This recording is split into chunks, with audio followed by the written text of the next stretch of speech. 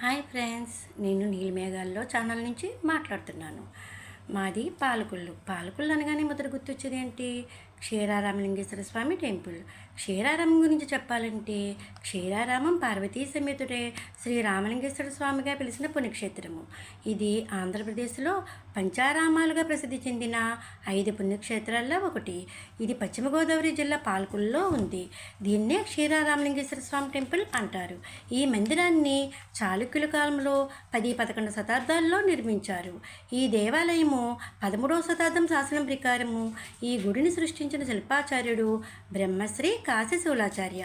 ఈ గుడి గోపురము 9 అంతస్తులతో 125 అడుగుల ఎత్తుతో దర్శనమిస్తుంది.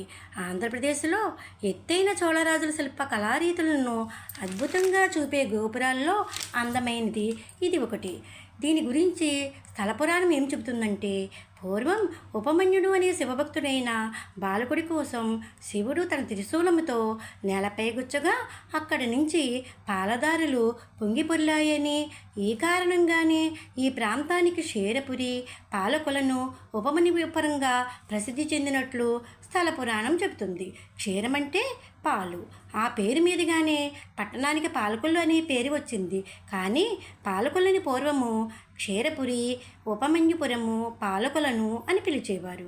ప్రతిరోజు చేయబడే అభిషేక క్షీరముతో ఈ చెరువు నిండిపోయి పాలకొలను అని పిలువబడుతూ పాలకొల్లుగా మారి ఉండవచ్చని ఒక కథనం. క్షీరారామలింగేశ్వర స్వామి ఆలయానికి వెలనాటి చోళరాజు భార్య 1157లో అఖండ దీపానికి దానమిచ్చారు. ఇది పాలకొల్లు చరిత్ర.